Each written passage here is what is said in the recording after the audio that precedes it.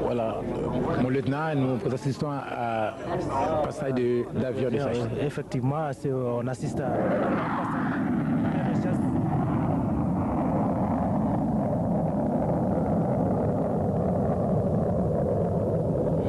Pourquoi il tourne comme une coquille? Il tourne puisque ce sont des figures de combat, si vous voulez. C'est plus précisément, ce sont des figures tactiques. Il va déclencher.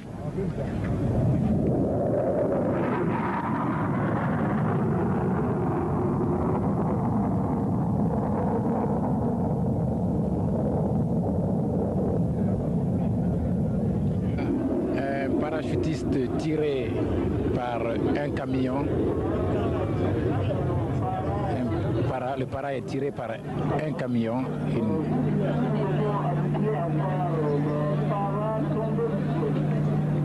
Voilà, il se maintient. C'est une innovation dans ce défilé. Une grande corde. Le parachutiste tient 2 drapeaux. Il est tiré par un camion et il passe au-dessus de nos têtes. On est habitué à voir les parachutistes descendre du ciel, mais pas tirés par des cordes. C'est une innovation.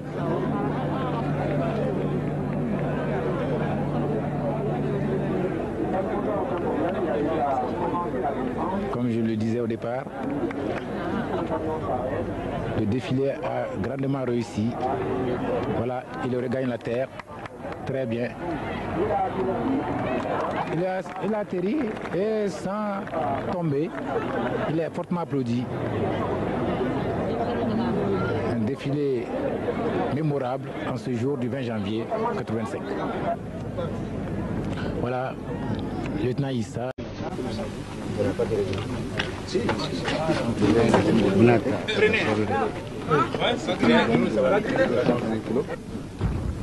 Donc il monte la bombe comme ça, quoi. Oui. Des bombes de 100 kg, 250 kg. C'est une bombe de 250 kg incendiaire qui est en train d'être montée. C'est-à-dire qu'elle peut brûler combien d'hectares, par exemple? Elle peut brûler et détruire dans un rayon de 500 mètres. C'était prévu pour le 27? Affirmatif, pour le 27. Dans combien de localités, par exemple? Sur 4 objectifs militaires. Lesquels? Des objectifs militaires situés à Dédougou, Tougan, Nouna, Djibasso. Et Djibasso.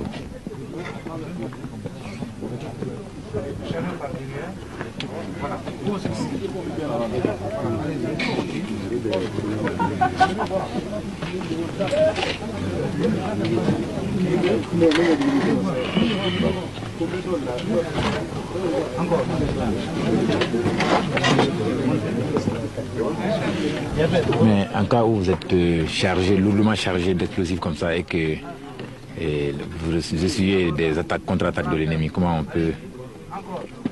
on s'y prend? Contre-attaque, il s'agit de savoir quelle contre-attaque. Si c'est la DCA ennemie qui couvre l'objectif assigné, ou si c'est d'autres chasseurs de l'ennemi qui sont envoyés pour nous intercepter, les cas sont différents. Et si c'est la DCA, par exemple, c'est ce qui est plus connu par exemple, du grand public. Si c'est la DCA, comment on fait? La DCA, nous nous référons généralement au renseignement.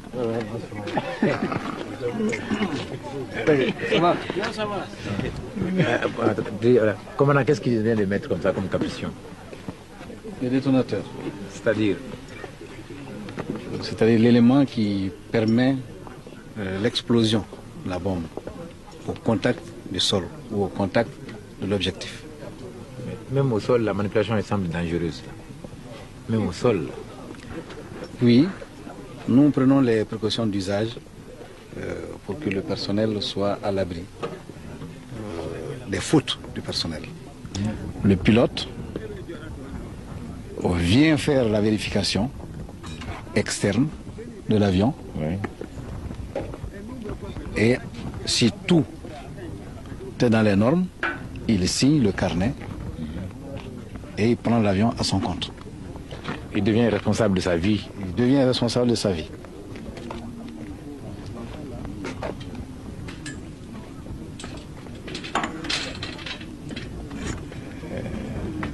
Cet avion de guerre, la vitesse de croisière approximativement, hein? Ici, nous ne parlons pas de vitesse de croisière. J'avais déjà rectifié. Il y a des vitesses de convoyage qui diffèrent selon les altitudes. Selon les altitudes, nous prenons la vitesse la plus économique. Et il est permis de dire que sur cet appareil, il existe une vitesse maximale qui s'exprime en nombre de Mach. Ce n'est plus à 1 kilomètre qu'on parle, mais en nombre de Mach. Cet avion peut voler à plus de 2 Mach, c'est-à-dire plus de 2 fois la vitesse du son. Dans le transport peuvent également assurer la protection et dans toutes les directions.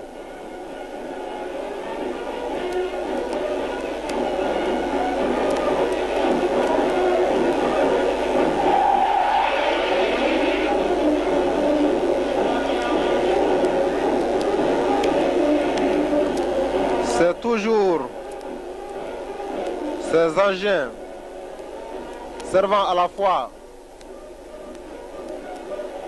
au transport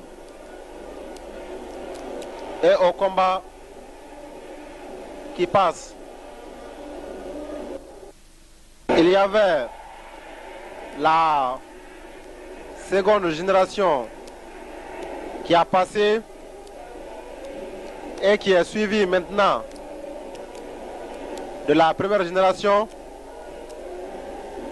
des engins assurant à la fois le transport des troupes, mais également le combat.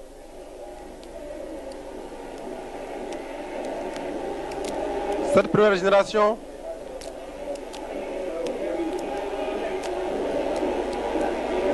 reste efficace, très efficace jusqu'à nos jours.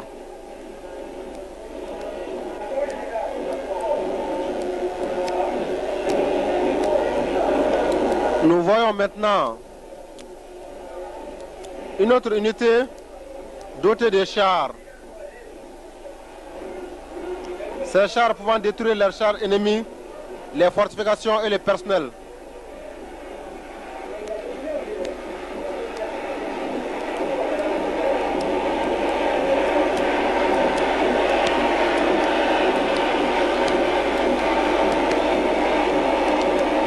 Il est dit qu'au combat, l'ennemi numéro 1 du char reste toujours le char.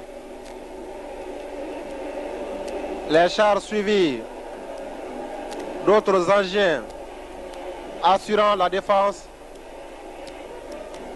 anti-aérienne.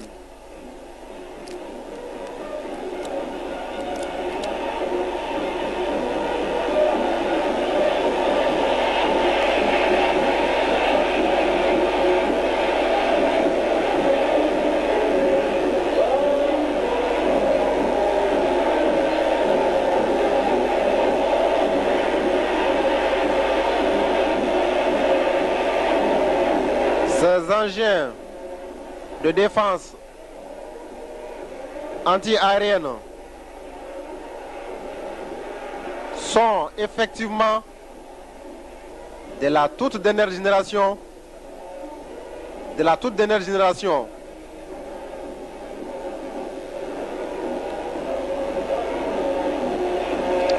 Maintenant, nous assistons au passage de l'artillerie malienne, une artillerie redoutable à très grande puissance de frappe, composée d'artillerie sol-sol et d'artillerie sol-air. Elle est dotée d'armes classiques de nouveau type et d'armes à réaction très perfectionnées. Grâce à ces armes sol-sol, elle peut frapper l'ennemi au plus loin. Grâce à ces armes sol-air, elle assure la protection de l'espace aérien avec précision contre les aéronefs ennemis, n'importe quel aéronef connu de nos jours, quelle que soit sa rapidité, quelle que soit sa vitesse. Dotée de véhicules de combat et d'armes modernes, notre artillerie est l'arme de l'assurance. Pour preuve, cette unité qui passe en ce moment, grâce à sa longue portée de tir et sa haute capacité manœuvrière, peut produire un effet démoralisant et très impressionnant sur l'ennemi. Ces engins ont une très grande précision et surtout possèdent une très longue portée. C'est des armes de destruction massive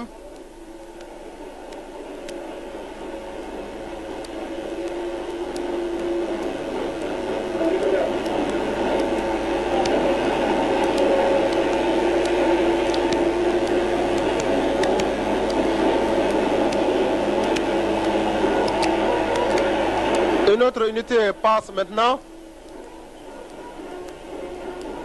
également utilisée pour la destruction et la neutralisation des forces vives ennemies, des moyens de feu ennemis à découvert, des chars ennemis et autres engins motorisés dans les points de concentration. Sa grande capacité de manœuvre, sa puissance de feu et sa capacité de surprise ont des effets de destruction et démoralisants impressionnants sur l'ennemi.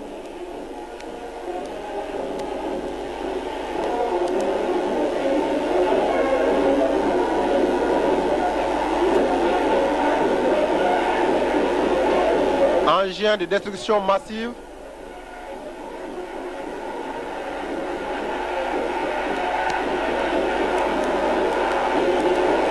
provoquant un impact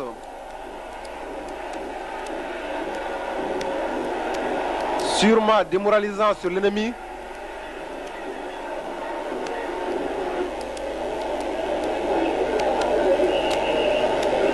Engin possédant également une très longue portée.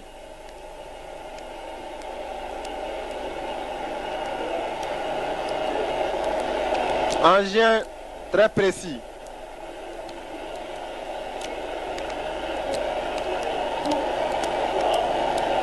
Nous voyons également au passage maintenant une nouvelle génération d'artillerie de campagne, une arme par excellence effectuant des tirs indirects et directs tous azimuts. Elle assure ainsi la destruction et la neutralisation du personnel ennemi et d'artillerie adverse, de même que les moyens mécanisés et les chars ennemis.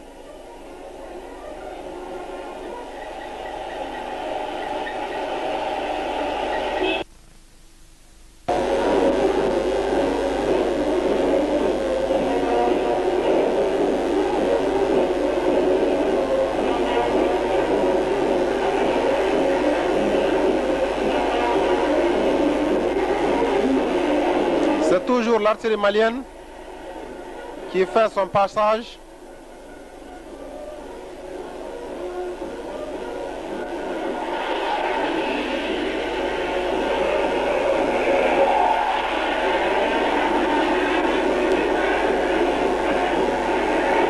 Bon, capitaine, vous suivez actuellement le passage d'un avion de chasse. Vous en direz mieux.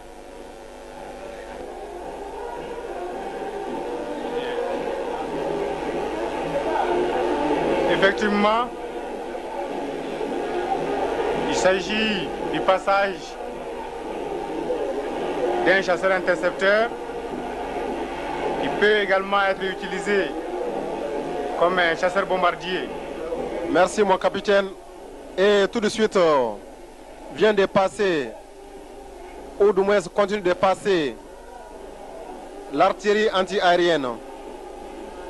Elle est dotée d'armes qui sont des moyens puissants contre les objectifs aériens rapides volant à une haute altitude.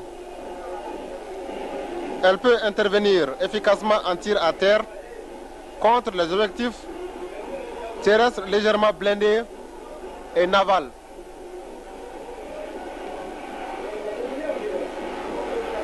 Contribue efficacement à la défense anti-aérienne conçue pour détruire un ennemi recherchant la surprise à très grande vitesse et à très basse altitude. Nous assistons maintenant, mon capitaine, au passage du génie. Génie service, génie arme, vous en direz mieux. Oui, mon lieutenant, effectivement, nous assistons au passage du génie sur engin. Plus tôt, nous avions assisté au passage du génie à pied qui défilait en compagnie de l'infanterie à pied. Oui, il s'agit d'un génie arme et d'un génie service.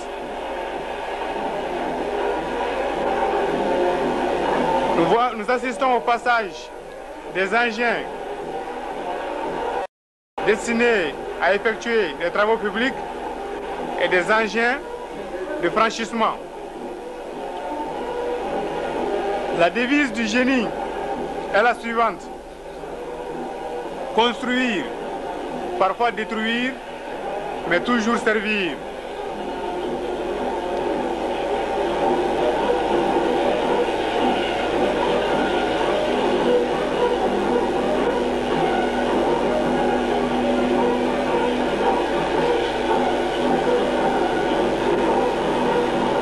Actuellement, nous assistons au passage du groupement de défense anti-aérienne. Il s'agit là d'une arme dotée d'engins anti-aériens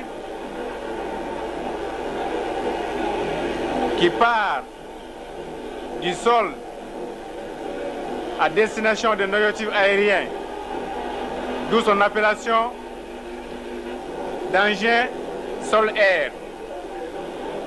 En effet, le combat anti-aérien est l'action des unités de missiles sol-air et des troupes radiotechniques de la défense anti-aérienne. Coordonnées d'après l'objectif, le lieu et le temps, il détruit l'ennemi aérien soit indépendamment, soit en coopération avec l'aviation de chasse. Le groupe de missiles sol-air est une arme collective de défense anti-aérienne très moderne. Oui, mon lieutenant, le meilleur ennemi de l'avion, c'est l'avion lui-même.